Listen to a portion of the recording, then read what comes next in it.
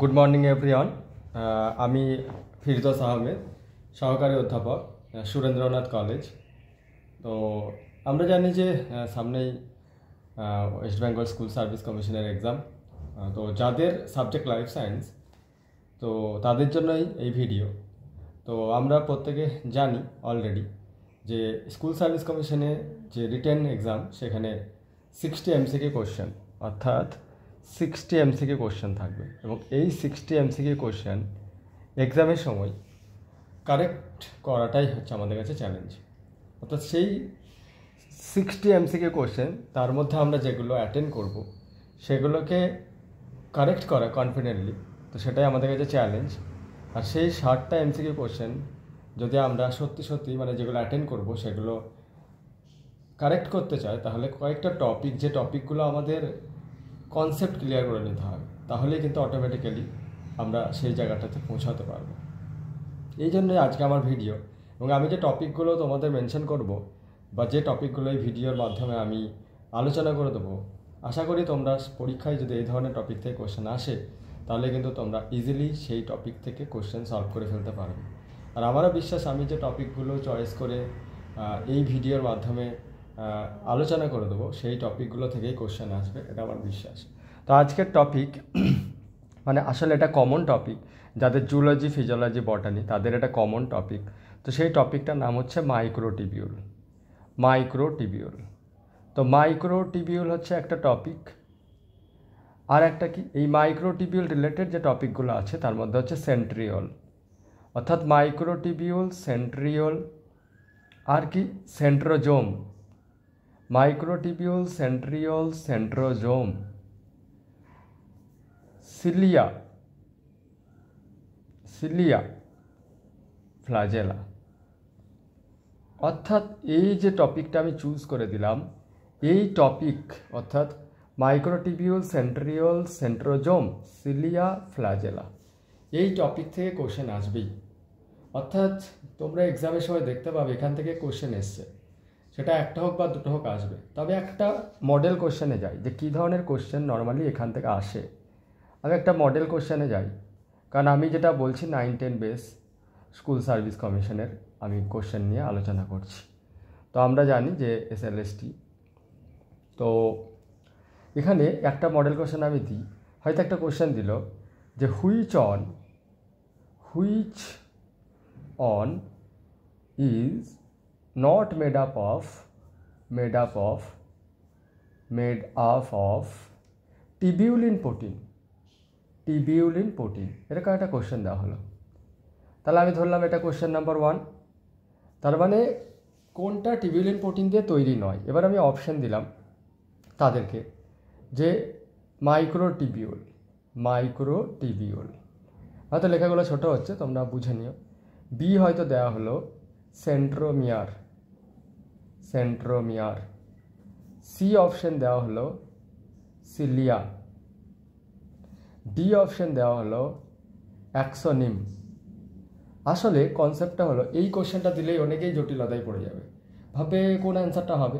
মানে সে, তার মানে কি, আমাদের যদি এই কনসেপ্টটা থাকে মাইক্রোটিবিউল সম্বন্ধে, সেন্ট্রিওল সম্বন্ধে, সেন্ট্রোজোম সম্বন্ধে, সিলিয়া সম্বন্ধে, ফ্ল্যাজেলা সম্বন্ধে, এবং ফ্ল্যাজেলার সঙ্গেই মানে দুটো টার্ম রিলেটেড, সেটা হচ্ছে অ্যাক্সোনিম আর তোমার বেসাল বডি। তো আলটিমেটলি আমরা যদি দেখি যে কোথায় টিবিউলিন প্রোটিন নেই, তো microtubule, centriole, centrosome, cilia, flagella সবার মধ্যেই টিবিউলিন প্রোটিন আছে। তাহলে নেই কোথায়? একজনের মধ্যেই নেই, সেটা হচ্ছে সেন্ট্রোমিয়ার। অর্থাৎ centromere is the correct answer. যদি আমি, তার মানে ব্যাপারটা বোঝা গেল যে কোশ্চেনটি এরকম আসবে, অর্থাৎ আমাদের এই উপরের টপিকগুলো খুব স্বচ্ছ ধারণা দরকার। আমি আরেকটা কোশ্চেন দিলাম, হয়তো বলা হলো এরকম কোশ্চেন যে 9+0, এই 9+0 একটা অ্যারেঞ্জমেন্ট, তো 9+0 অ্যারেঞ্জমেন্ট আর ফলোড বাই, মানে কারা ফলো করে, ফলোড বাই, একটা কোশ্চেন দিয়ে দিল 9+0 অ্যারেঞ্জমেন্ট। এবার তো কনসেপ্টটা ক্লিয়ার দরকার না, মুখস্থ করে হবে না এগুলো। এবার অপশান দিলাম যে 9+0 অ্যারেঞ্জমেন্ট এটা কাদের মধ্যে ফলো হয়। এবার অপশান সেন্ট্রিওল, অপশান বিতে যেটা দেওয়া হলো সিলিয়া, অপশন সি দেওয়া হলো ফ্লাজেলা, অপশন সি দেওয়া হলো ফ্লাজেলা, আর অপশন ডি দেওয়া হলো নান অফ দিস। সাপোজ এইরকম একটা কোশ্চেন দেওয়া হলো, তখন কি হবে? তার মানে আমাদের এই যে কনসেপ্ট যদি না থাকে তাহলে কিন্তু আমরা এই কোশ্চেনটা অ্যাটেন্ড করতে পারবো না। আসলে 9+0 এই যদি কনসেপ্টে আসে আমরা, মানে আমরা যে কোনো স্ট্রাকচার যদি ফলো করি তো দুটো টার্ম ইউজ হয়, একটা পেরিফেরি মানে বহিস্থ, একটা পেরিফেরি মানে বহিস্থ, আর একটা হচ্ছে সেন্ট্রাল, সেন্ট্রাল মানে কেন্দ্রস্থ। তাহলে আমরা যদি কোনো স্ট্রাকচার দেখি তাহলে সেন্ট্রালে দেখব কিছু নেই, কিন্তু পেরিফেরিতে এরকম ডুপ্লেট মাইক্রোটিবিউল 9টা থাকে, এরকম 9টা, এভাবে 9টা থাকে, আর ভেতরে কিছু থাকে না, এটা নীল। এরকম প্যাটার্ন যাদের থাকে তাদেরকে 9+0 বলা হয়। অর্থাৎ এই যে 1 নম্বর, এটা 1-এর পর এটা 2, এরকম করে পরপর গিয়ে হয়তো এইখানে যেটা আসবে সেটা 9 নম্বর। 9টা পেরিফেরি আর মাঝখানে নীল, এটাকে বলে 9+0 arrangement.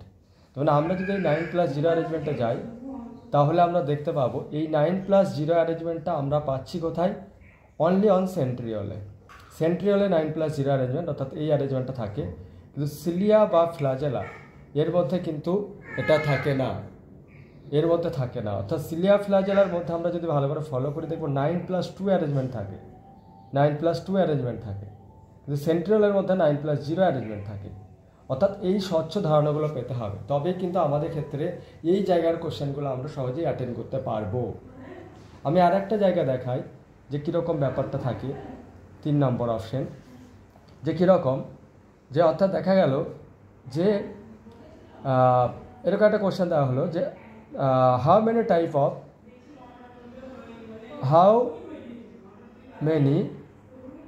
Types of tubulin protein, tubulins, how many types of tubulins are in a microtubule? In a microtubule, how many types of tubulin are in a microtubule? Suppose option A 1, option B 2, option C 3, option D 4. So তার মানে কি কনসেপ্টটা থাকতে হবে, তবে না আমি বলতে পারবো। তার মানে এই এখানে যেমন কনসেপ্টটা যদি কারো থাকে তাহলে সে জানতে পারবে যে অপশন 2 টাইপ থাকে। অর্থাৎ আমরা যদি মাইক্রোটিবিউলের স্ট্রাকচার আসি না, তা আসলে মাইক্রোটিবিউলের মধ্যে মানে মাইক্রোটিবিউল আসলে দেখতে এরকম হয়, একটা ফাঁপা পাইপের মতো, এরকম ফাঁপা পাইপের মতো দেখতে হয় মাইক্রোটিবিউল। তো এই ফাঁপা পাইপের মতো যদি মাইক্রোটিবিউলটা দেখতে থাকি, তারপরে একটা ধূপকাঠির থলের সাথে যদি কম্পেয়ার করি, তাহলে এই মাইক্রোটিবিউলের যে ওয়ালগুলো থাকে, মানে ওয়াল মানে দেওয়াল, ওই দেওয়ালের মধ্যে আসলে এরকম ছোট ছোট গোল গোল টিবিউলিন প্রোটিন থাকে, এরকম টিবিউলিন প্রোটিন থাকে। এই যে টিবিউলিন প্রোটিনটা যদি আমরা স্টাডি করি না, এই টিবিউলিন প্রোটিনটা যদি স্টাডি করি তাতে দুটো প্যাটার্নে আছে। অর্থাৎ কী থাকে, একটা আলফা একটা বিটা, এরকম করে কন্টিনিউয়াসলি যেতে থাকে, আলফা বিটা দেন আবার আলফা বিটা, এরকম কন্টিনিউয়াস ট্র্যাডিশনে চলতে থাকে। তো এই যে কন্টিনিউয়াস ট্র্যাডিশনে গেল, এটাকে বলে প্রোটোফিলামেন্ট। মানে এই যে কন্টিনিউয়াস এই লাইনটাকে প্রোটোফিলামেন্ট বলে। এরকম লাইন যদি এটা একটা হয় তাহলে মোট এরকম 13টা লাইন দিয়ে, এই পুরো 13টা লাইন দিয়ে পুরো ওয়ালটা কভার হয়ে যায়। তো এইটাকেই বলা হয় মাইক্রোটিবিউল। মানে এইভাবে মাইক্রোটিবিউল তৈরি হয়। অর্থাৎ মাইক্রোটিবিউল রিলেটেড অনেক কোশ্চেন আসতে পারে যে মাইক্রোটিবিউলের মধ্যে কতগুলো প্রোটোফিলামেন্ট থাকে। তার মানে আমরা একটা জিনিস বুঝতে পারলাম, যদি ভালো করে দেখি যে ব্যাপারটা এইটুকু বুঝতে পারবো যে যদি মাইক্রোটিবিউলের স্ট্রাকচারটা ফলো করি তা দেখতে পাবো এই যে আমি বললাম না লাইন, মানে এই যে লাইনটা কটা পাবো? এইটাতে একটা লাইন পেলাম, মানে নিচের দিকে লাইনটা কটা লাইন পেলাম? একটা লাইন পেলাম, সিঙ্গেল একটা লাইন। এরকম টোটালটা কমপ্লিট করতে গেলে, এই টোটালটা যদি আমি কমপ্লিট করতে যাই তাহলে এরকম 13টা আমি কী পাবো? লাইন পাবো। মানে 1 থেকে 13, এই 13টা লাইন পাবো। এই সিঙ্গেল মানে এক একটা লাইন, মানে এই এক একটা লাইনকে বলা হয় প্রোটোফিলামেন্ট। এক একটা লাইনকে বলা হয় প্রোটোফিলামেন্ট। তাহলে একটা জিনিস বোঝা গেল, এই প্রোটোফিলামেন্ট কী দিয়ে তৈরি? আসলে আলফা আর বিটা এই দুটো টিবিউলিন প্রোটিনের ডাইমার তৈরি হয়, ডাইমার। আর এই আলফা বিটা টিবিউলিনের ডাইমারগুলো পরপর জুড়েই তৈরি করে প্রোটোফিলামেন্ট। এই যে প্রোটোফিলামেন্ট তৈরি করে ফেললো, এইরকম প্রোটোফ্লামেন্ট যদি 13টা আমি অ্যাড করি, মানে কটা আছে এখানে, একটা, এখানে 13টা, তার মানে এরকম 13টা যদি প্রোটোফ্লামেন্ট অ্যাড করি, প্রোটোফ্লামেন্ট যদি আমি 13টা অ্যাড করে দিই, মানে 13টা প্রোটোফ্লামেন্ট যদি অ্যাড করি, তাহলে মেক মাইক্রো সিঙ্গেল, মানে কমপ্লিট মাইক্রোটিবিউল, এটাই হচ্ছে কনসেপ্ট। তার মানে এখান থেকে বিভিন্ন রকম কোশ্চেন আসতে পারে। আর একটা জিনিস আমি বলে দিই, এই যে আলফা টিবিউলিন প্রোটিন আছে, এর সাথে কিন্তু জিটিপি বাইন্ড করতে পারে পার্মানেন্টলি, এটা মাথায় রাখতে হবে, পার্মানেন্টলি জিটিপি অ্যাটাচ হতে পারে। কিন্তু বিটার মধ্যে জিটিপি অ্যাটাচ হলেও সেই জিটিপিটা কিন্তু কনভার্ট হতে পারে জিডিপি প্লাস পিআই কনভার্ট হতে পারে। তার মানে এখান থেকে বোঝা গেল যে বিটা টিবিউলিনের মধ্যে, বিটা টিবিউলিন হচ্ছে এমন একটা প্রোটিন যার মধ্যে জিটিপিএস অ্যাক্টিভিটিস আছে। এই হচ্ছে বেসিক কনসেপ্ট, অর্থাৎ যেখান থেকে আমরা এইটুকু বুঝতে পারলাম যে বিভিন্ন রকম কোশ্চেন আসতে পারে। এবার যদি একটা কোশ্চেন দেয় যে হাউ মেনি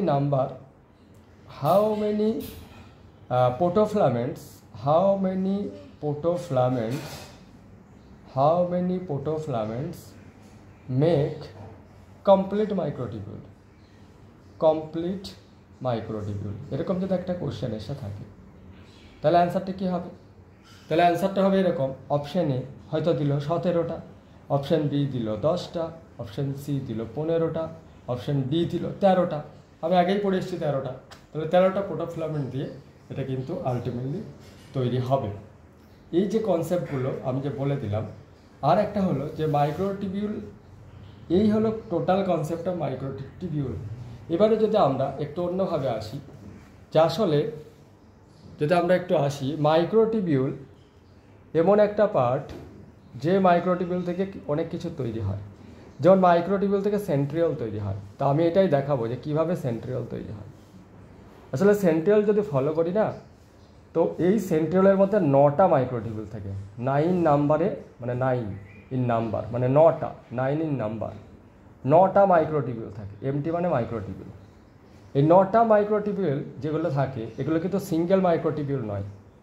এই মাইক্রোটিবিউলগুলো হচ্ছে ট্রিপলেট মানে 3টে করে মাইক্রোটিবিউল মিলে একটা করে মাইক্রোটিবিউল হয়, ট্রিপলেট মাইক্রোটিবিউল। আর তোমরা যদি দেখো ট্রিপলেট মাইক্রোটিবিউলের মধ্যে মানে 3টে করে মাইক্রোটিবিউল আসছে, মানে মাইক্রোটিবিউলটা দেখতে এরকম বলেছি, তাহলে এরকম 3টে করে মাইক্রোটিবিউল একসাথে জুটছে, মানে এটা 2টো, এটা 3টে, এই 3টে করে মাইক্রোটিবিউল আসছে। এবং এই 3টে করে মাইক্রোটিবিউল নিয়ে মানে এরকম 9টা মাইক্রোটিবিউল থাকে, কটা? 9টা থাকে, মানে এরকম একটা, 2টো হলো, এরকম করে 9খানা থাকে।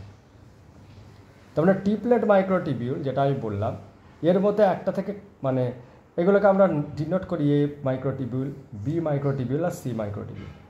কাউকে যদি আমি জিজ্ঞেস করি যে এ মাইক্রোটিবিউলে কটা প্রোটোফ্লামেন্ট থাকে, সবাই জানে 13টা প্রোটোফ্লামেন্ট ছাড়া তো হবে না, পিএফ মানে প্রোটোফ্লামেন্ট। কিন্তু বিতে আর লাগে না 13টা, মানে ওর কমন ওয়াল ইউজ করে, তো 10টা প্রোটোফ্লামেন্ট থাকে। আর সিতেও 10টা প্রোটোফ্লামেন্ট থাকে, মানে এগুলো হচ্ছে ইনকমপ্লিট প্রোটোফ্লামেন্ট। তার মানে এখানে একটাই হচ্ছে কমপ্লিট প্রোটোফ্লামেন্ট, একটাই কমপ্লিট, আর আলটিমেটলি 2টো ইনকমপ্লিট। তার মানে সেন্ট্রিওল যদি আমরা ফলো করি, সেন্ট্রিওল বা যাই বলি না কেন, আমরা এখানে 2 রকম কথা ইউজ করব। একটা হচ্ছে পেরিফেরি, মানে বহিস্থর দিকে কটা মাইক্রোটিবিউল আছে। আমি আগেই বলছি বহিস্থর দিকে 9টা মাইক্রোটিবিউল থাকবে, 9 মাইক্রোটিবিউল থাকবে। কিন্তু এই মাইক্রোটিবিউলের নেচার হচ্ছে, একটা মাইক্রোটিবিউল হবে ট্রিপলেট, তার নেচার হচ্ছে কি? ট্রিপলেট। আর সেন্ট্রালে কথা থাকবে, সেন্ট্রালে যে মাইক্রোটিবিউল থাকবে তার সংখ্যা হচ্ছে, নাম্বারটা হচ্ছে 0, তার নাম্বার কি? 0। তার জন্য এর প্যাটার্ন হলো এরকম, প্যাটার্ন হচ্ছে 9 + 0। তাহলে আমরা যদি এর ডায়াগ্রামটা দেখতে যাই, তাহলে কেমন দেখতে পাবো? আমি একটু কাটিং করে সেকশন করে দেখিয়ে দিচ্ছি। এই যে 3টে মাইক্রোটিবিউল, 2, 3, চলো একটা হলো 1, 2, 3, আমি আগেই বলেছি 9টা আঁকবো, 1, 2, 3, 1, 2, 3, 1, 2, 3, 1, 2, 3, 1, 2, 3, 1, 2, 3, আমি বলেছি 9টা আঁকবো, 1, 2, 3, দেখি এবার 1, 2, 3, যদি এক নাম্বার করি, 2, 3, 4, 5, 6, 7, 8, 9টা হয়ে গেছে। এবার অলওয়েজ এর সাথে সি, মানে এ সি, মানে এটা যদি এ মার্ক করি তাহলে এটা বি, এটা সি। এইরকম মার্কিংয়ে এই পুরোটা কানেক্ট হয়ে যাবে, এরকম করে কানেক্ট হয়ে যাবে এর সঙ্গে সি, কিন্তু টানা এরকম কানেক্ট হতে থাকবে। এই যে কানেক্টিংটা আমি দেখালাম এর সাথে সি, আর এইখানে একটা হাব থাকবে, মানে এটা কোনো মানে মাইক্রোটিবিউল নয়। তারপরে যাক এর সাথে একটা অ্যাটাচমেন্ট থাকে, এটাকে কাট হুইল মডেল বলে। তাহলে আমরা যদি খুব ভালো করে দেখলাম সত্যি সত্যি যে আমরা দেখলাম যে 9টা মাইক্রোটিবিউল আছে এবং অবশ্যই সেগুলো টিপলেট, অবশ্যই সেটা টিপলেট। এবং আমরা দেখলাম 0 মাইক্রোটিবিউল আছে সেন্ট্রালে। তাহলে আশা করি সবাই বুঝে গেলে যে 9+0 অ্যারেঞ্জমেন্টের কী significant. It is called centriole. অর্থাৎ সেন্ট্রিওলকে যদি ভালো করে স্টাডি করতে যাই অবশ্যই আমাকে মাইক্রোটিবিউল সম্বন্ধে একটা ভালো নলেজ থাকতে হবে। তাহলে মাইক্রোটিবিউল সম্বন্ধে ভালো নলেজ থাকার পরে কমপ্লিট আর ইনকমপ্লিট মাইক্রোটিবিউল সম্বন্ধে একটা ভালো নলেজ থাকতে হবে। তাহলে একটা কমপ্লিট আর দুটো ইনকমপ্লিট মাইক্রোটিবিউল দিয়ে একটা টিপলেট মাইক্রোটিবিউল আমি তৈরি করেছি। এরকম 9টা টিপলেট মাইক্রোটিবিউল পরপর নিজেদের মধ্যে পেরিফেরিতে অ্যারেঞ্জ হয়েছে, আর সেন্ট্রালে একটা প্রোটিন অ্যাড হয়েছে, দেন একটা গুড স্ট্রাকচার তৈরি করেছে, সেটাকে আমরা বললাম সেন্ট্রিওল। অর্থাৎ সেন্ট্রিওল থেকে যদি কোনো কোশ্চেন আসে, দেখা গেল সেন্ট্রিওল থেকে কোনো কোশ্চেন যদি বেরোয়, তাহলে এবার কী কোশ্চেন আসবে? প্রথম কোশ্চেন যদি আমি বলি সেন্ট্রিওল থেকে কোনো কোশ্চেন আসছে হয়তো, তাহলে বলতে পারে যে how many number of protofilament, how many number of protofilament present in এ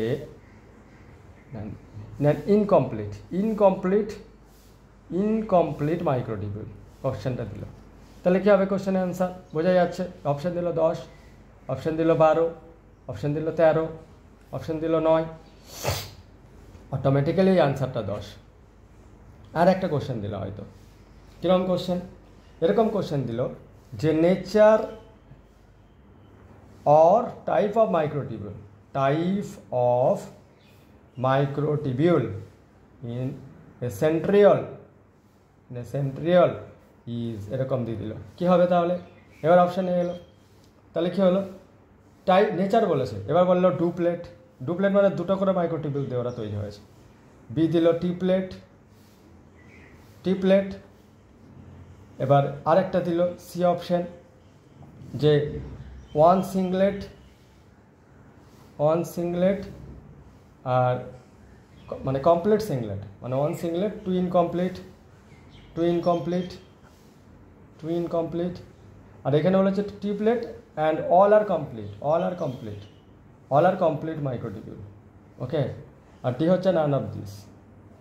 আমি যেহেতু আগেই পড়িয়ে এসেছি যে কিন্তু একটাই মাত্র ওয়ান সিংলেট, সেটা কমপ্লিট, আর 2 হচ্ছে ইনকমপ্লিট, তাহলে অপশান সি অ্যান্সার। অর্থাৎ এইভাবে যদি আমরা একটার পর একটা এগোতে থাকি তাহলে কিন্তু আমাদের কাছে এই কোশ্চেনগুলো ইজি হয়ে যাবে। আরেকটা টপিক বলবো সেন্ট্রোজোম। এই যে সেন্ট্রোজোমের কথাটা এসছে, এই সেন্ট্রোজোম ব্যাপারটা কি? সেন্ট্রোজোম মানে হচ্ছে দুটো সেন্ট্রিওল, মানে আগের যে ছবিটা দেখেছি এই আগের ছবিটাকে কানেক্ট করে দিলেই হয়ে যাবে। 2 সেন্ট্রিওলস মেক সেন্ট্রোজোম, আর কিচ্ছু না। 2 সেন্ট্রিওলস মেক সেন্ট্রোজোম, যেটাকে আমরা এক কথায় বলবো এটাকে ডিপ্লোজোম। মানে ওই যে 9টা টিপলেট, মানে আমি যে ছবিটা এঁকেছিলাম এরকম করে গোল করে যে এঁকেছিলাম, মাঝখানে হাফ দিয়েছিলাম, তেমনি এইখানে গোল করে ছবিটাকে এখানে হাফ দিলাম, এই দুটোর মধ্যে কানেক্টিং দিয়ে আলটিমেটলি তৈরি হয় সেন্ট্রোজোম। তো এই ব্যাপারগুলো বুঝে নিতে হবে যে এইভাবে আমাদের কনসেপ্টটা ক্লিয়ার করে নিতে হবে। আমি পুরোটাই বলে দিচ্ছি, যেহেতু বলেই দিলাম তো পুরোটাই বলে দিই। এবার হচ্ছে আমি সিলিয়া সম্বন্ধে একটা আইডিয়া দিই। সিলিয়াতে কী কনসেপ্ট? সিলিয়া আমরা জানি লোকোমোটরি অর্গান। তো এইখানে মাইক্রোটিবিউলের প্যাটার্ন হচ্ছে 9+2 অ্যারেঞ্জমেন্ট। আশা করি সবাই বুঝতে পারছো। তার মানে যে আমি আগেই বলেছি এখানে দুটো টার্ম ইউজ হবে, একটা পেরিফেরি, একটা হচ্ছে সেন্ট্রাল। একটা পেরিফেরি, একটা সেন্ট্রাল। পেরিফেরিতে তাহলে কটা? অবশ্যই 9টা। সেন্ট্রালে কটা? 2টো।